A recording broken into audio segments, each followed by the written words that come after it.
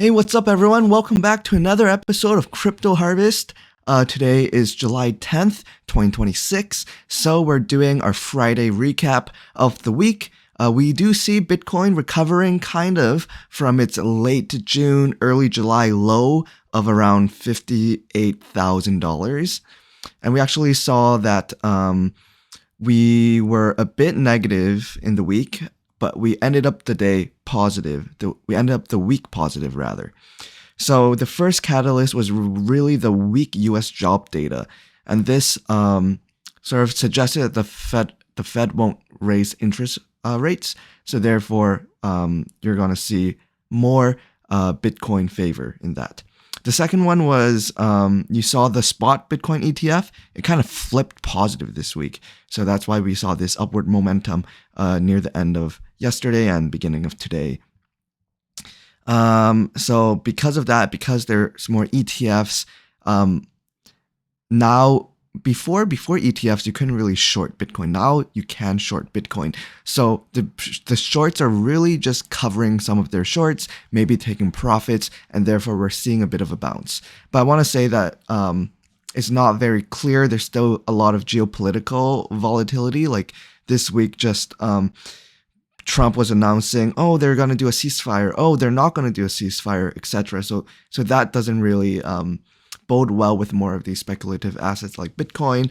But again, we also saw Strategy sell a bunch of their Bitcoin. So that's why you saw this like huge dip on Monday where it dropped down to like 61K. That's because Strategy reported that they sold, I think it was $200 million worth of Bitcoin, like near July 6th, July 7th. So that's why we saw the downwards trend. But then Trump said something about like, oh, we're pro crypto. So it went back up like literally 10 minutes, an hour later. So what comes next? So next week, we're going to see some potential new data from like June CPI, which will be, I think, released on the 14th. So next Tuesday. That will kind of give us an indication whether or not there will be any more macro pressures on Bitcoin raise or lowering of interest rates or keeping it steady. So that is the summary for Bitcoin this week. Let's get to it. We're going to just harvest all of our farms, and then from there, I'll show how much we made with this crypto portfolio that we had. So last week we made $211. Let's see if this week we can beat that or if we can keep it the same. Most likely are going to be within like a 5% margin. So it really just depends on how the tokens were trading this week. But we'll begin with Goose, and then I'll bring you guys back once we're done. All right, so a quick little update. On this. So what we have here is we got $62 from Goose, and we transferred some of the money into BNB. Well, we transferred all of it, rather, into BNB. And now we have Olive, and we harvested around $28 worth of our Olive. So I'll just update there, 28. And from here, we're going to add into this Olive BNB pool. The reason why I want to add it into this pool is because in our tracker here, we see that Olive is making around 21% APR. So that means that by doing this strategy and depositing Olive into BNB, we're going to make 21% APR on our investment, which is huge. You can't find 21% anywhere. So that's why we're doing it. We're going to add $60 in it, and we'll see how that goes. So moving back to this chart we have here, right? So all we have to do is we go into PancakeSwap and we add this liquidity. From here, we just say, looks good. Remove the network fee down to 1 cent. So we're paying 10 times less. From here, it's going to give us some of the balance. So all we have to do here is find the balance of our LP that we got. And then once we get the balance, it'll be pretty simple. Go into the balance of, put down our address, and then pocket this amount and deposit it back into the pool, which will be in our deposit. And the pool ID that we're using is, of course, pool ID 10. So again, we're going to go into deposits into pool ID 10, put the amount in, connect our wallet, of course, using MetaMask, hit the right button. And then from here, make sure it's 1 cent.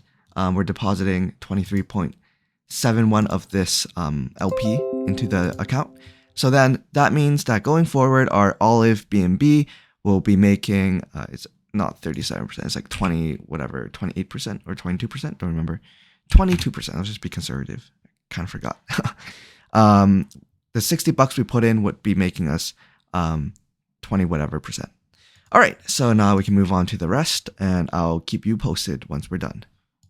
Okay, so for Hariul, right, we made 1387. So we'll go into the calculator, plug in $13, just keep it conservative, just in case there's slippage. We're gonna add liquidity, so we're adding around 2% of the entire pool over here. And then once we add that in, pay our fees and whatnot, we'll have the token, and same thing here, we get the balance of this token.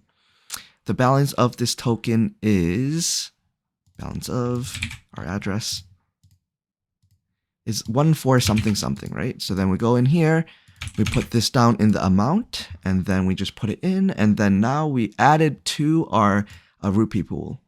So what I like to do is I like to mix and match, right? Sometimes I'll lock in my profits. So 1 week I might get my rupee BUSD, I might just sell it back to Bitcoin or sell it to like BNB or Ethereum or something like that. I'll lock it into like an actual coin or even a stable coin, right? I'll lock in that profit. Other weeks when I'm like, okay, I feel a bit generous, right? I want to keep growing my pool, right? I want to keep compounding. Then I'll put it back into the pool, right? We're just reinvesting some of the fees that we earned so that next week, ideally, if everything goes according to plan, when we do harvest, we'll make more money, and this is the power of compound interest. Okay, so moving on to salt. This week we made $37, right? So that means we go in here and we plug in 37. The reason why what we're doing right now at least is I want to make the pool, so I want to make this salt BUSD pool. The issue is I don't have enough USD. I only have $8. So what I'm going to do is I'm going to sell some salt, turn it to BUSD, because I also make a fee percentage, right? There's this liquidity provider fee, right? This is the amount that I am making already because I own some of this pool, right? It's kind of like a commission you give to a brokerage firm. When you're banking or when you're doing trades on the stock market, you might pay like a little bit of commission, $1 or whatever. Might be free, depends. But this is essentially what it is. It's like a fee a cut of the pie that each trade goes to. So each trade, they take 0.2% as a fee. And 0.17% goes back to us. And 0.03 goes back to the PancakeSwap treasury to buy back cake or do whatever to keep the process operating. But yeah, so essentially what we're doing here is we're trading it, but we're getting kind of a discount because we own some of this pool anyways. So it's okay. And what I'm going to do here is I know I have $8 remaining, so I'm going to probably sell a bit less than 50%. So I'll probably sell 8,000 or 80,000 salt. So sell around $17 worth. We're going to go ahead and swap that over. And then now I know, right, that I have an even amount of salt and BUSD, roughly. So now I can just simply go ahead and make this pool. Okay, so I don't know what happened. Maybe I hit the jackpot. It's the jackpot, but it's like 40 bucks, right? But okay, so normally, right, I see here, my RBH, I make around $7 a week. And this time I went to harvest it, right? And I have $47. That is really mind-blowing to me. Like, how did it go up that much? So you know what? Let's do some investigation. I actually don't really know. So what I like to do is I'll go maybe on Dex Screener. And let's just see what happened. I'm doing this live with you. I actually don't know what happened. Okay, so this is our coin. It went up 500%. Jesus. It went up 500%. I put in 50 bucks. It went up 500%. Oh, some guy bought so much. This is great for me. I'm gonna sell out, but geez, okay. I don't know what happened. Like, it popped off 500%. See, so these are like the things that you get when you're doing this sort of investment style, right? You get these one-offs. It goes up 500%. I make like huge amounts of just just cash because right, when there's so much liquidity, but your pool is so small, right? Your liquidity pool is $1,000. I probably have like $100 in it, right? Which would now be like close to 300, because it went up 500% in the past 24 hours. But yeah, no, this is great. We're gonna sell out of this and reinvest our earnings elsewhere. But no, maybe I'll sell out on like majority of it. Yeah, I was probably sell out on 50% of it, and then I'll put the other 50, put it back in here, just because I think, oh my god, this is pretty good. This is pretty interesting. Maybe I hold it for a bit too. So, anyways, that's what we're gonna do. I'll just do it right now because this is great, free money. I love it. All right, so we have 60,000 right now, worth around $50. And this was all interest that we earned in a week, off like $5, off like $50. Like, do you know the ROI? That's 100% ROI in dividends, essentially, in interest. Not dividends, in straight up interest. Because we still have our underlying. When you have a dividend, you actually lose some of your underlying. Okay, let's sell 30,000. Let's just cut half of it off. No, let's sell 40,000. Let's get a bit more than half of it off the table.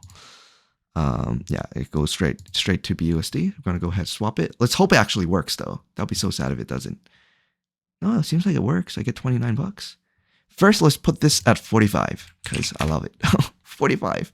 Jesus, like look at that. We go from $31, 200. We go from 11,000 to 13,000. Okay, a year. Okay, let's go ahead and confirm this transaction. Please work. Please work. Hell yeah, it works, man. Let's go. Okay, so from there we're gonna make the pool again. So, pretty straightforward. We just add it in this PancakeSwap. And we're just going to add whole 3,000% APR. That's crazy. Yeah, okay. We're just going to add $16 back into the farm as just like a token of appreciation. Let's call it that. Again, we got to make sure our slippage is low. So our network fee should be at 1 cent. And we're going to add this liquidity in. Perfect. Okay, so once that's been added in, then we can check the balance of this LP. And the balance is a juicy, go all the way down here, 5 something.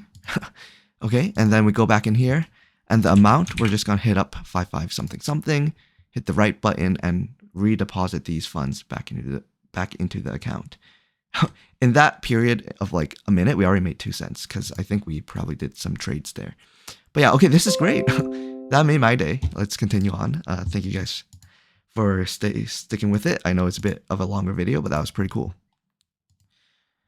Okay, everyone. So over the course of this week, we have made $37 per day, and we made $260 for the week.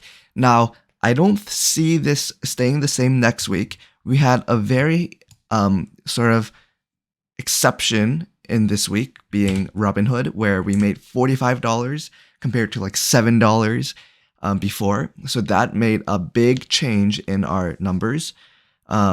So assuming this drops down to maybe 20, ideally, like if we can keep 20 constantly, we're still making a decent amount, right? But I anticipate it dropping back down to maybe around $20 next week.